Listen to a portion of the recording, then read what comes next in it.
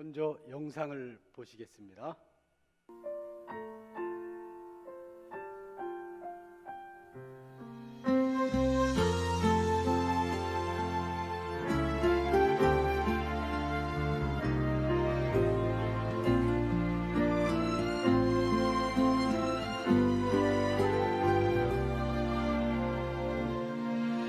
나를 지으신 이가 하나님, 나를 부르신 이가 하나님, 나를 보내신 이도 하나님, 나의 나 된 것은 다 하나님 은혜라. 나의 달려갈 길 다 가도록, 나의 마지막 곳 가도록,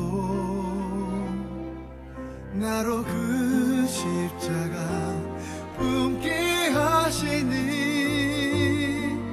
나의 나 된 것은 다 하나님 은혜라. 한량없는 은혜, 갚을 길 없는 은혜,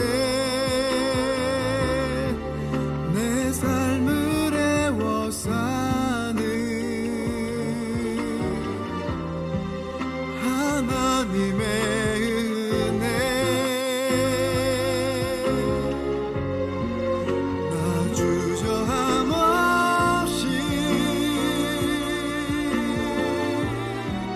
그 땅을 밟음도, 나를 붙드시는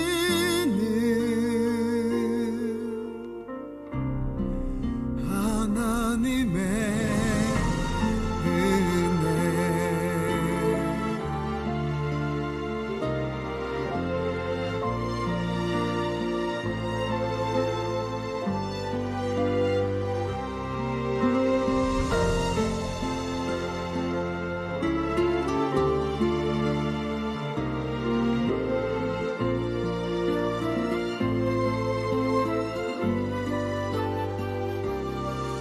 나의 달려갈 길 다 가도록, 나의 마지막 호흡 다하도록, 나로 그 십자가 품게 하시니, 나의 나 된 것은 다 하나님 은혜라. 한량없는 은혜, 갚을 길 없는 은혜, 내 삶을 애워 사는 하나님의 은혜. 나 주저함 없이 그 땅을 밟음도, 나를 붙드시는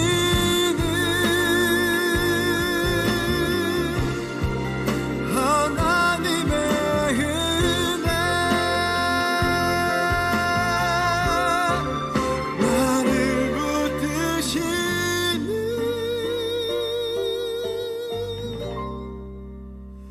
하나님의 은혜.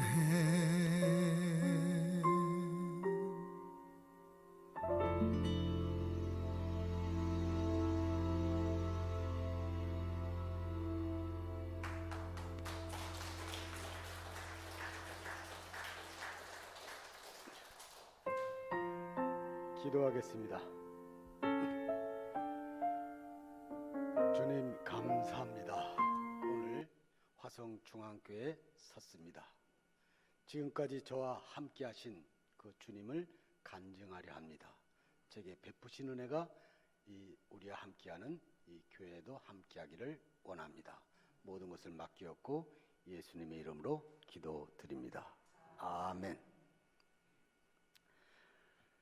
저는 지금도 동영상을 보면은 마음이 울컥울컥합니다. 한 장면 한 장면이 다 하나님의 손길이 들어가 있는 장면입니다. 저는 모태 신앙입니다. 그럼에도 불구하고 학창 시절에 주님을 떠납니다. 철학에 빠져서. 저는 믿는 사람들을 보면은 정말 답답한 사람들, 아무것도 모르는 사람들, 융통성이 없는 사람들, 정말 사람 취급을 하지 않고 살았습니다. 무시하면서 피하면서 정말 아무것도 모르는 그냥 꽉 막힌 사람들. 그렇지만 저는 깨달은 사람라며 살았어요. 그런데 주님을 떠난 이후로 제 인생은 자꾸 밑으로 나락을 칩니다. 그러면서 제 꿈은 점점 없어지면서 그냥 바닥을 칠 때마다 저는 이런 고백을 합니다. 저를 힘들게 만들어서 믿게 한다면 그건 믿음이 아니다. 제게 직접 보여주시든가 그렇지 않으면 약함에서 오는 것은 믿음이 아니다. 믿지 않겠습니다. 그럼에도 불구하고 주님은 저를 너무나 사랑하셔서 꿈에도 나타나셔서 나를 믿으면 평안할 텐데 왜 그렇게 힘들게 사느냐. 그럴 때도 저는 좀 꿈이잖아. 믿지 않았습니다. 그러다 어느 날 교통사고가 납니다. 음주운전자 무면허가 제 차를 들이받는 순간 저는 그 무릎뼈가 으스러지면서 저도 모르게 습관적으로 주여 하고 소리를 지릅니다. 지금 이렇게 편해 엄청난 고통 속에 주여. 그래도 안 믿겠습니다 그랬어요. 왜냐면 그런 고통 속으로 와서 믿는다면 정말 그건 믿음이 아니다. 직접 보여주세요. 그래 믿지 않았어요. 그러던 어느 날 제 처가 저희 집에서 기도 모임을 합니다. 저는 깨달은 자, 답답한 사람들 모여서 또 예배를 드리니까 그냥 예의상 참석해줘야지. 참석을 했습니다. 근데 그 리더자가 어떤 이렇게 말을 하는데 좀 약간 이 사람도 뭐 깨달음을 얻은 사람 이렇게 인정이 되기 시작을 했어요.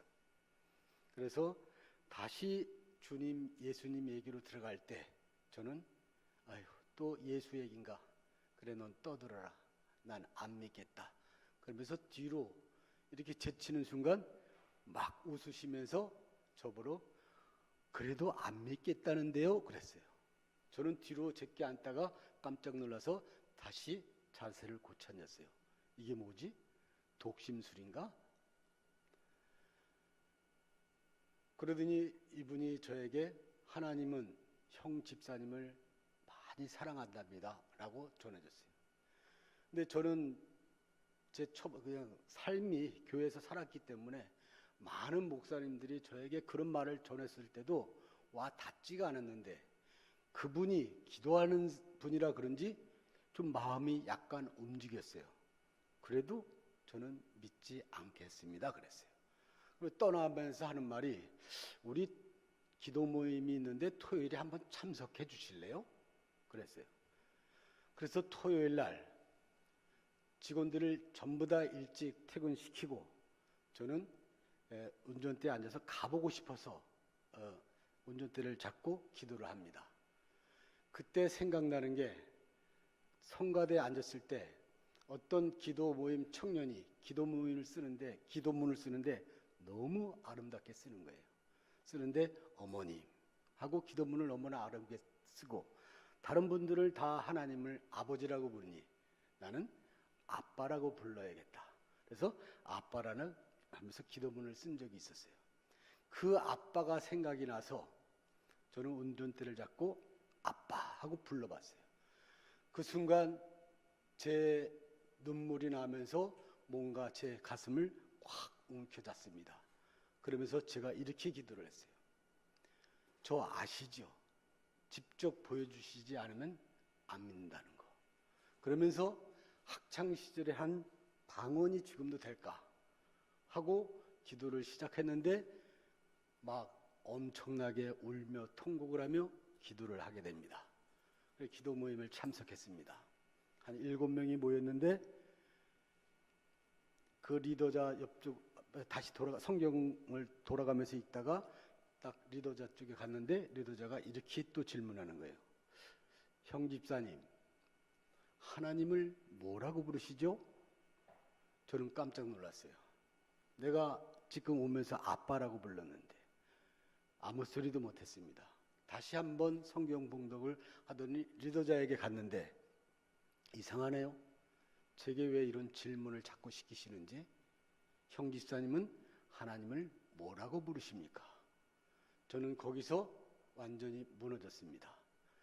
나는 무신론자인데 이게 뭐 귀신이 하는 뭔가는 있긴 있는 거구나. 유신론으로. 그럼 내가 믿었던 하나님을 믿어야지. 그 하나님, 너는 나를 뭐라고 부르느냐. 그래서 저는 모든 삶을 주님을 찾는, 주님을 만나는 길로 막 다 방향을 바꿉니다.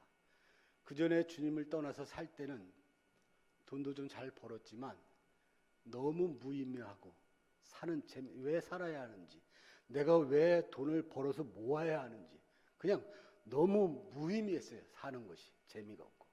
근데 주님을 딱 만나고 나서부터 주님을 더 가차히 하려고 하는 삶이 내 삶을 기쁘게 하고 그냥 이 끓는 마음, 정말 새로운 삶을 다시 시작하게 됩니다.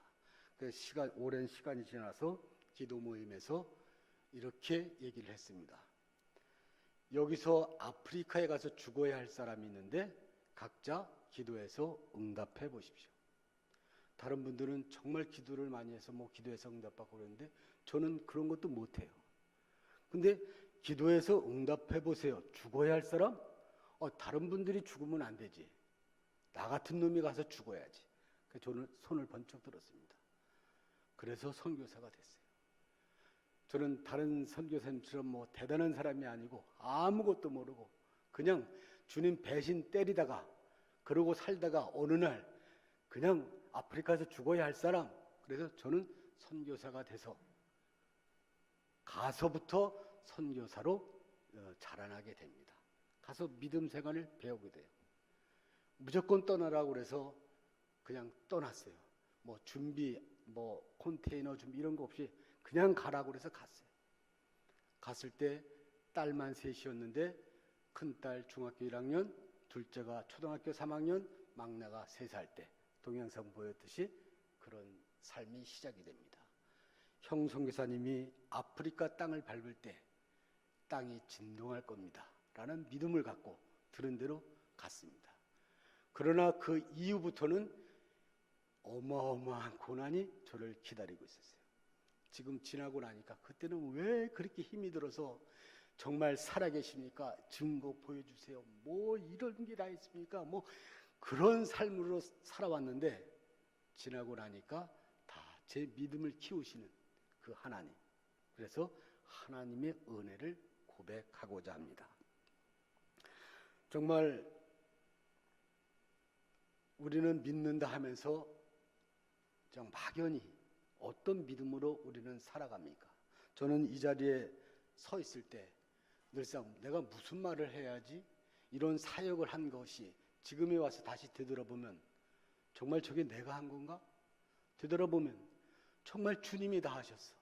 그냥 이래도 못 믿겠냐? 이래도 그냥 마치 막내 아이를 보면서 암만 잘못해도 암만 서툴어도 그것을 책망하지 않으시고 이래도 그냥 웃으시면서 제게 장난치시는 하나님. 저는 그런 하나님을 고백합니다. 근데 어떠한 기적들이 어쩌다 한 번이어야 우연인데 제게는 너무나 반복이 되니까 그 살아계신 하나님을 간증을 고백을 하지 않을 수가 없어요. 그냥 어쩌다 한 번이 아니에요. 어쩌다 한 번일 때는 시간이 지나면은 이거 그럴 수도 있잖아. 이런 마음이 제게 다시 와요. 근데 또 기적을 일으켜 주시죠. 그러한 하나님의 간섭과 기적을 보면서 저는 믿음이 자라나면서 정말 선교사가 되어져 갔습니다. 사역지에 가서 저는 이렇게 기도를 했습니다. 처음에 가서 저 이런 사역을 하고 싶어요. 좌우측에 계곡이 있고 뒤에 산이 있고 그 아프리카 땅에 바오밥 나무가 있으니까 바오밥 나무 두 그루, 앞에는 마을, 이런 땅 주세요 하고 기도를 끝났을 때는 정말 자신만만해서 하나님이 그런 땅을 꼭 주실 것만 같아요. 나와서 땅을 보러 다닙니다. 땅을 보러 다니는데 땅값이 얼마나 비싼지 내가 아프리카를 몰라도 너무나 몰랐구나. 내가 기도 너무 잘못했구나. 정말 아무것도 모르고 내가 왔구나. 이런 현실에 부닥쳤을 때 제 기도했다는 것은 사라집니다. 그래서 한 200만 원 정도의 땅, 한 20에이커 정도를 어느 그 촌장이랑 계약을 합니다. 내가 이 땅을 내가 여기서 교회를 짓고 싶으니까 땅을 파십시오. 그 촌장이 하는 말이 10월 달에 대통령 선거인데 당신이 외국인이니까 조금만 기다렸다가 그때 계약합시다. 기다렸어요. 10월 달에 다가오는데 선거 파트너가 죽습니다. 그래서 선거가 12월로 연기가 돼요. 그래서 또 그 2달을 기다릴 수가 없어서 답답해서 그 자리에서 그냥 야자나무 차가 잘 들어갈 수 없는 길을 비집고 들어갑니다. 찾아 들어간 것이 오늘 동영상에서 본 그런 마을이 나온 거예요. 마을에 들어갔더니 사람들이 모여서 있었어요. 그래서 저는 다짜고짜 정말 말도 안 되게 이런 말을 했습니다. 저 여기 들어와서 살고 싶습니다. 땅 좀 주세요. 그랬더니 그 행정관이 좀 배운 사람인데 이 외국인이 우리 마을에 들어오면 우리 마을도 좀 잘 살 수 있지 않을까, 이런 주제하에 그런 마을 회의를 하게 됩니다. 그냥 막연히 이 외국인한테 땅을 주면 우리 마을이 잘 살 수 있어 해서 저에게 6만 평이라는 땅을 거저줍니다. 정말 말도 안 되게 땅을 받았어요. 그 땅을 받아서 맨 처음엔 너무나 그 마을은 거기가 판가의 마을인데 정말 이 사람들이 얼마나 가난한지는 내가 여기서 암만 설명해도 이해가 안 됩니다. 제가 처음 도착했을 때 사람들은 신발을 안 신고 살았어요. 옷은 물이 없어서 빨지를 않아서 반질반질, 오래 입어서 빵꾸 나고 찢어진 옷들, 씻지 않고 사는 사람들, 인사를 하면 그 변 냄새가 나고, 정말 그 가난을 어떻게 설명을 할까? 그 마을이 불을 떼서 사니까, 밥을 해 먹으니까 산에 나무가 아무것도 없어요. 가시나무만 있어요. 다 그런 삶들. 거기 땅 6만 평을 받은 거지 아주 비옥한 땅이 아닙니다. 그런 사람들. 그 가난을 얼마나 어떻게 설명을 할까? 거기 학생들은 지금도 아침에 새벽에 학교를 가면 저녁에 5시 반쯤 들어오는데 아무것도 안 먹고 돌아와요. 이게 이해가 될까요?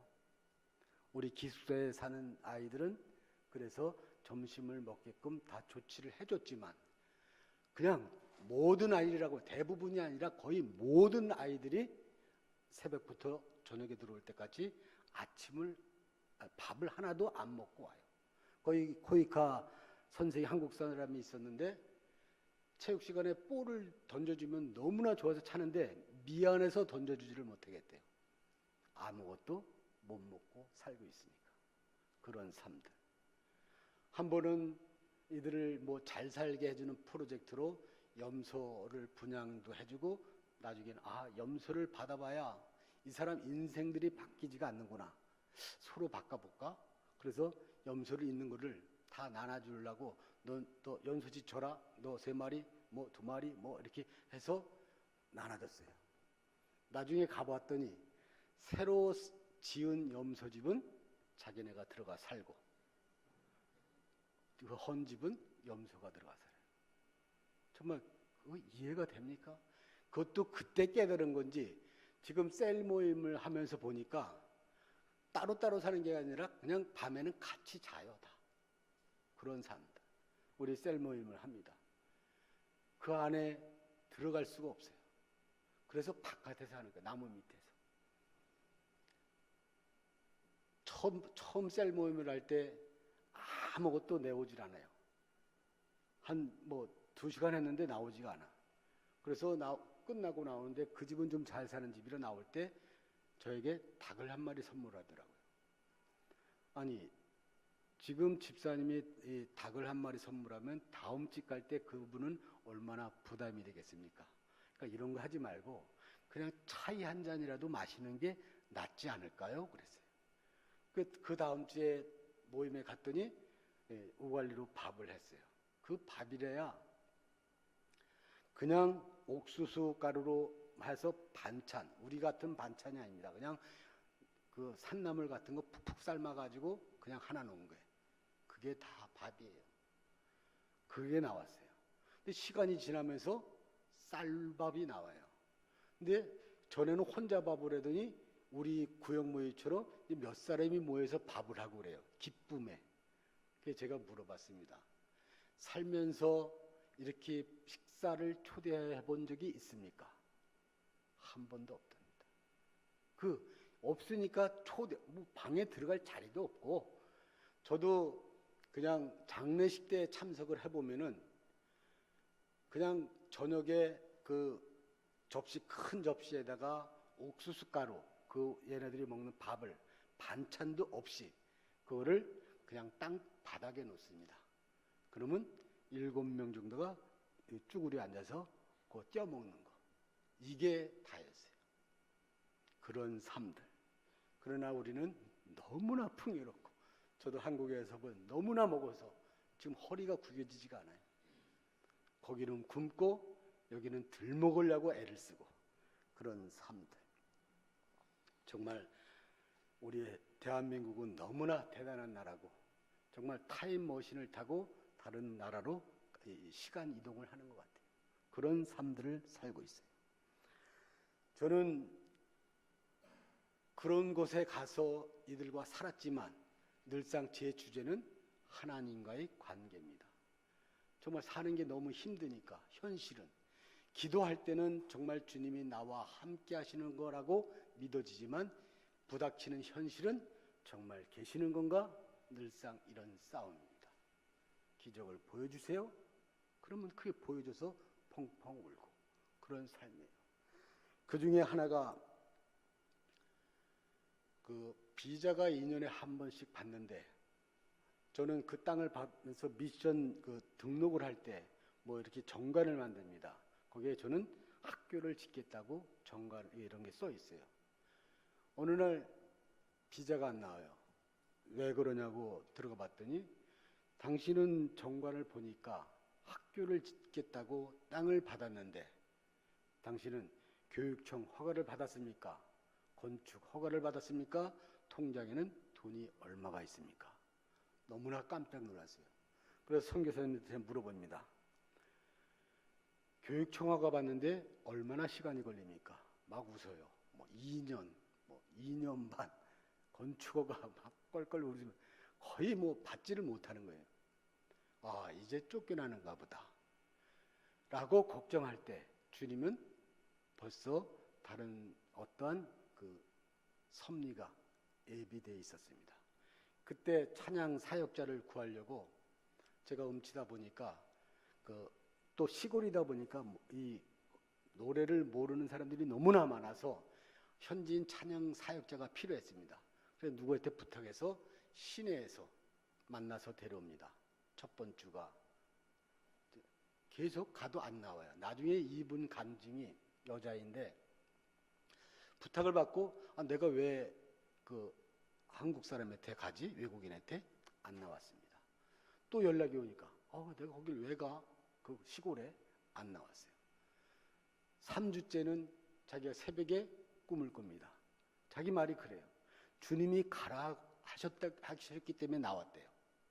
저는 사람을 만나도 그렇게 말을 잘 안 하거든요. 그냥 교회만 왔다 갔다 데려다주고 이것만 몇 주를 했는데 제가 그 당시에 이걸 갖고 교회에다가 광고를 합니다. 나 이래서 한국에 돌아갈 것 같으니까 기도 좀 해주십시오. 그랬더니 이 찬양 사역자가 이 말을 듣더니 선교사님 제가 한번 해결해 보겠습니다.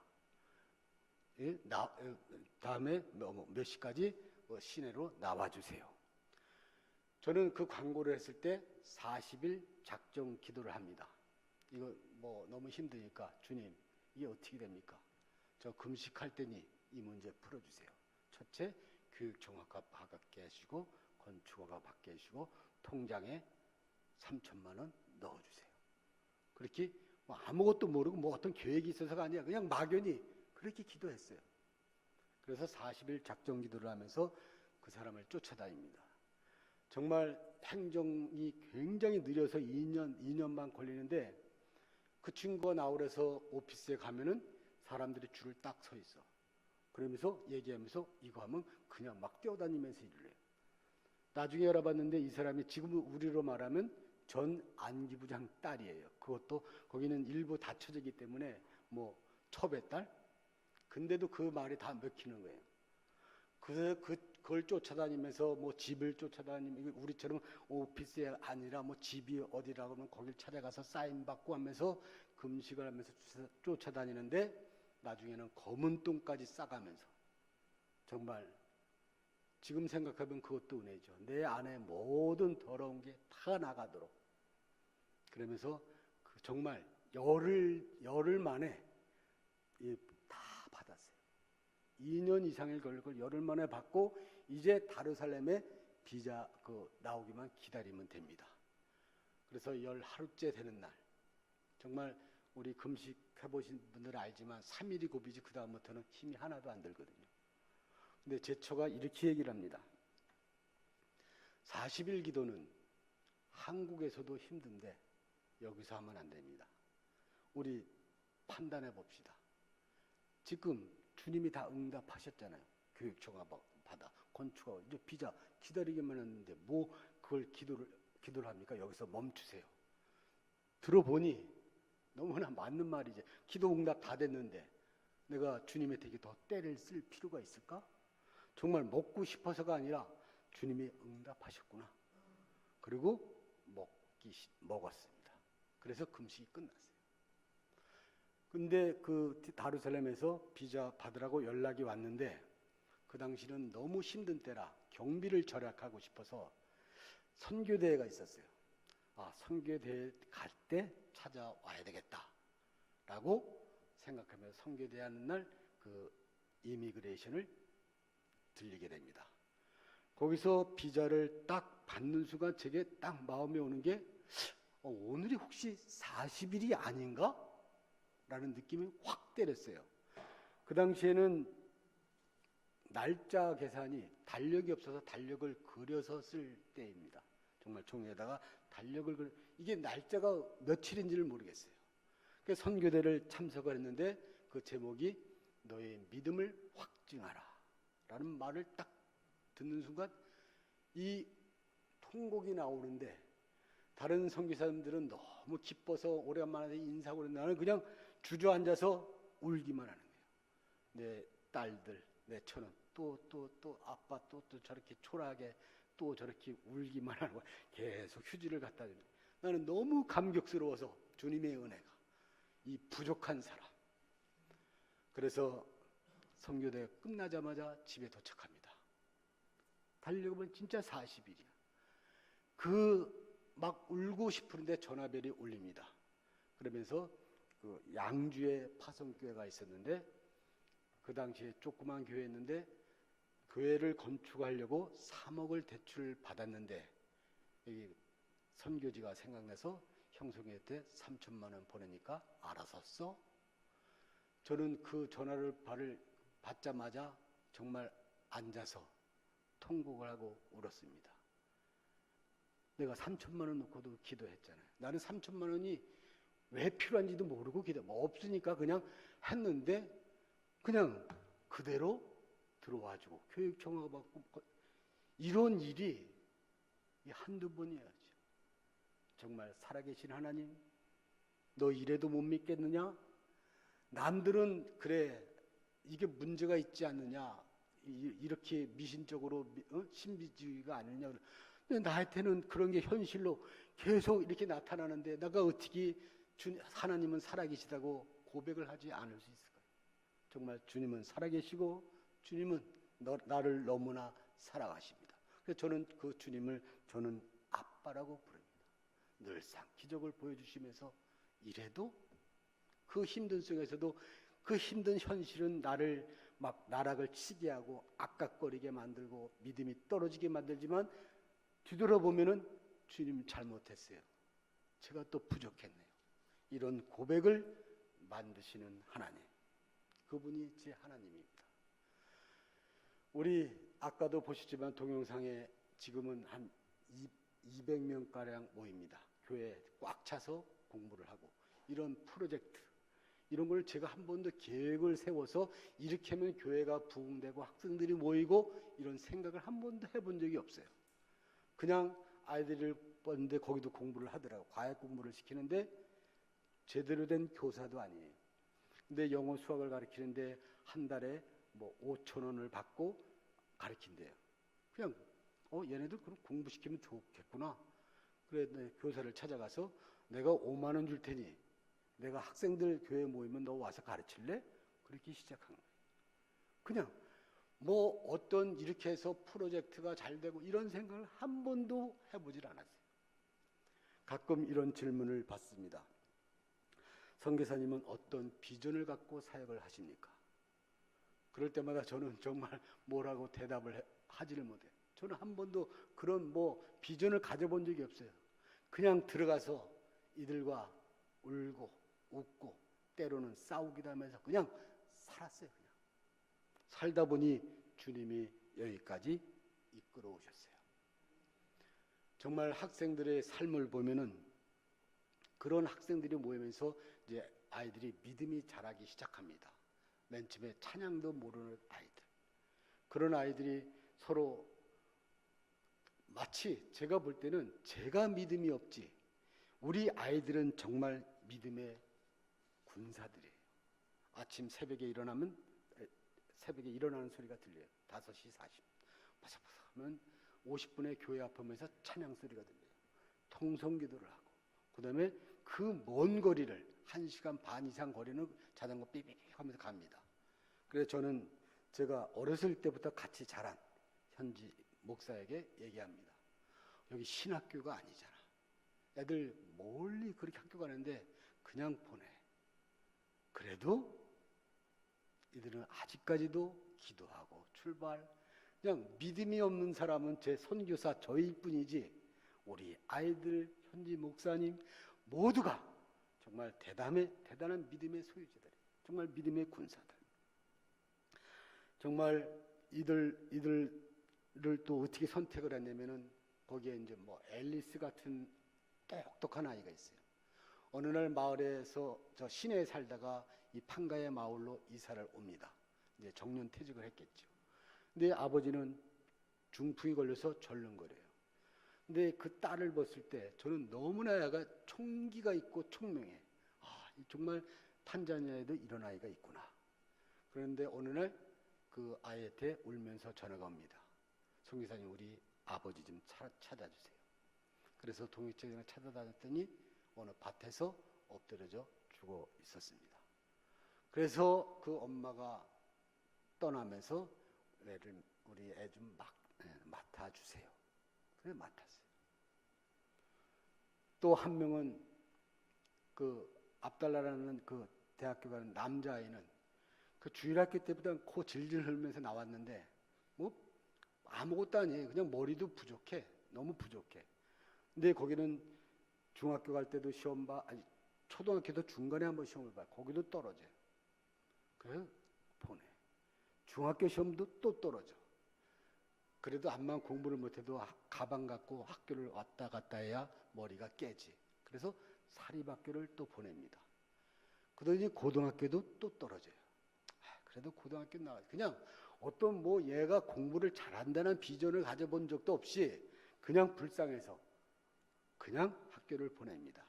그러더니 얘가 나이가 차니까 지금 여자애 12명, 남자 12명 있지만 얘는 나이가 많아서 그냥 우리 사는 옆에 방을 하나 그냥 줬거든요.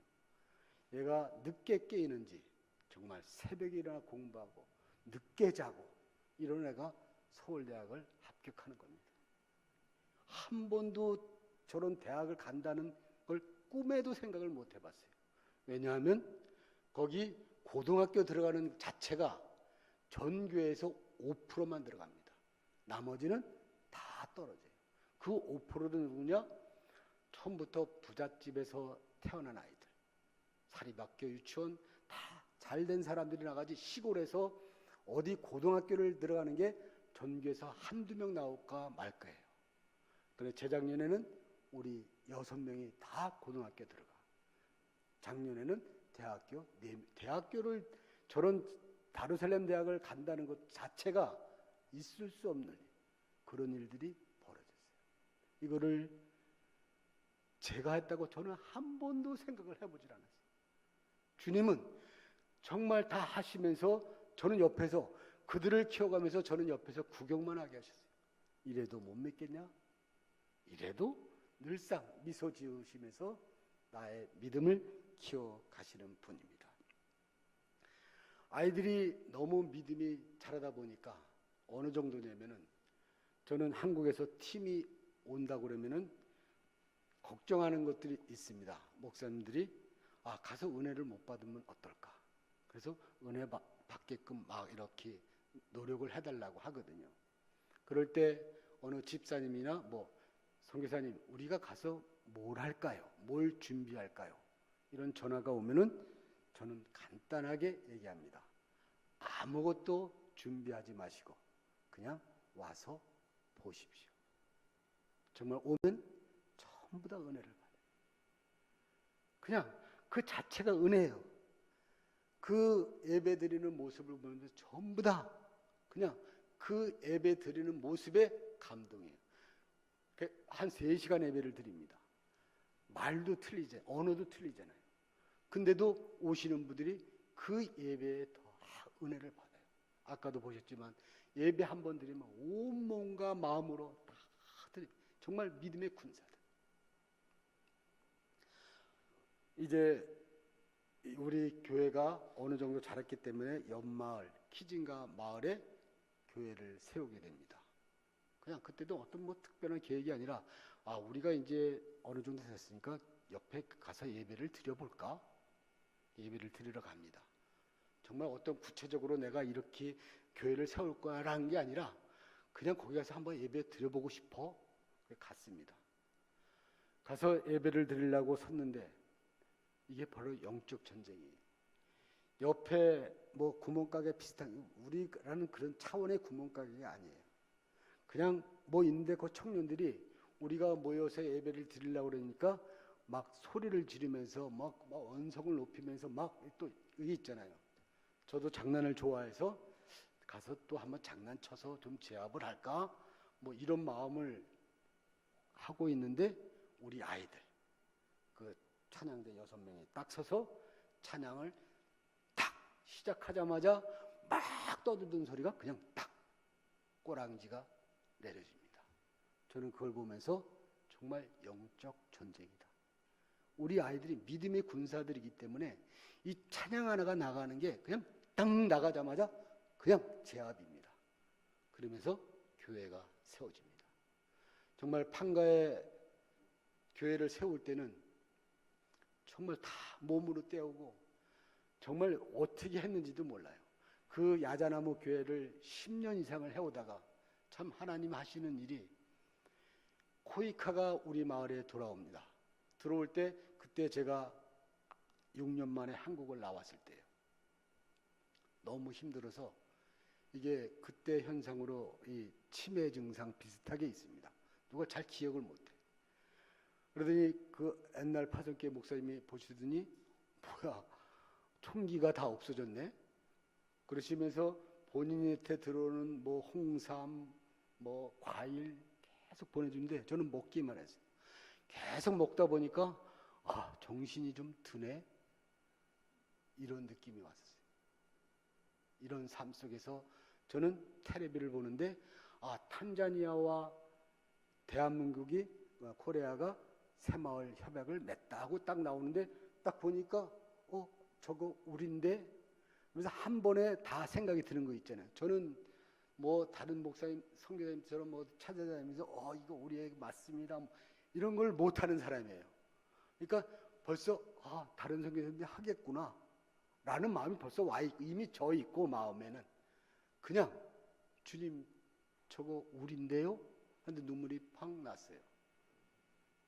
그 기도를 들어주시는 주님. 저는 한 번도 나서지 않는데 그 코이카가 대한민국이 코이카 하는데 모든 지역을 다 하고 뭐 돈을 나눴으면은 작으니까 한 군데 다 쓰자 선택한 게 우리 사역지입니다. 이런 기적이 어떻게 일어날까요? 그 땅이 저는 살면서도 몰랐어요. 맨 처음에 땅을 보러 다닐 때 비포장을 올라가다가 땅값이 너무 비싸서 비포장 위에서 저는 쉬를 하면서 저 땅의 언덕에 보이는데 너무 아름다운 땅이 보여요. 주님 저런 땅이잖아요. 그때 또 눈물이 글썽거렸거든요. 땅을 받았을 때도 그게 그 땅인지 몰랐어요. 살다 보니까 그게 그 땅이에요. 이런 것들을 어떻게 설명합니까? 정말 주님의 섭리 안에서 다 만들어 가시는 하나님. 저는 그냥 은총을 받은 자예요. 저는 한국에 나와서 많은 믿음 있는 사람들을 만나요. 뭐 어느 권사님, 집사님, 뭐 목사님, 내가 들어도 대단한 믿음의 소유자들이 너무나 많아요. 저는 그렇게도 안 돼. 근데 주님은 항상 이래도 못 믿겠냐? 저는 그래서 저를 은총을 받은 자입니다라고 고백합니다. 어떻게 설명할 수가 없어. 정말 하나님은 살아계시고 그 뭐 어떻게 설명할 수가 없어요. 늘상 기적을 보여주시면서 인도하시는 하나님. 이번에 탄자니아는 코로나가 터지면서 대통령이 선포합니다. 코로나는 없다. 그래서 탄자니아는 코로나 없다고 마스크도 안 쓰고 삽니다. 그 대통령이 5년 전에 법을 제정합니다. 외국인은 5년 있으면 무조건 떠나라. 그래서 5년이 되면은 그냥 자동으로 새로 와도 2년 비자, 나중에 1년 비자 놔두고 떠나가야 합니다. 이런 법이 제정이 됐어요. 우리는 그런 법이 제정이 된지도 모르고 살다가 비자가 안 나오니까 다녀보니까 떠날 수밖에 없는 상황.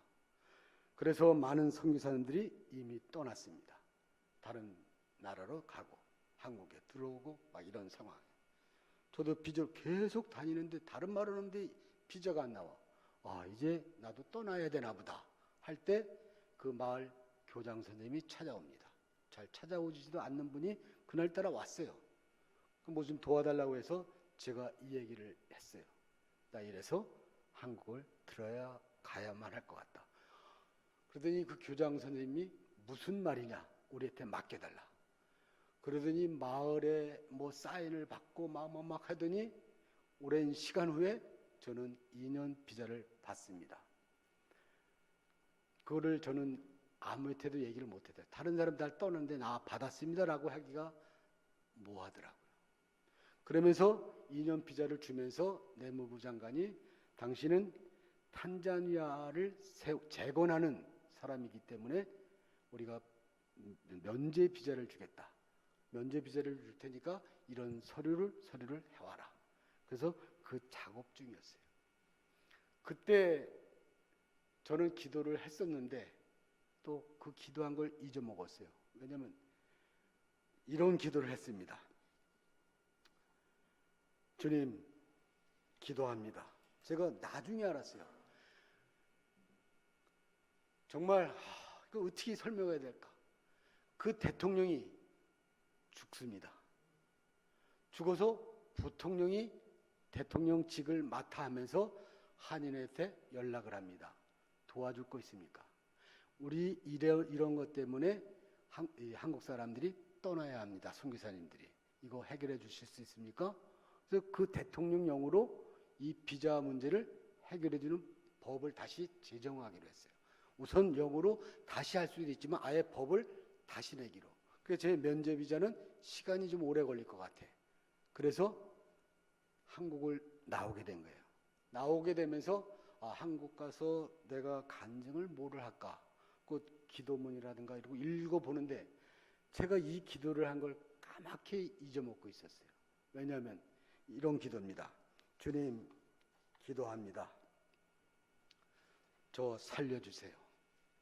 지금까지 주님의 은혜가 아니면 세상을 향한 헛된 인생을 살았을 텐데 주님이 저를 너무 사랑하시기에 제게 직접 나타나 주셨고 나를 뭐라고 부르느냐 하는 말씀에 그때는 물론 지금까지도 저는 주님을 아빠라고 부릅니다.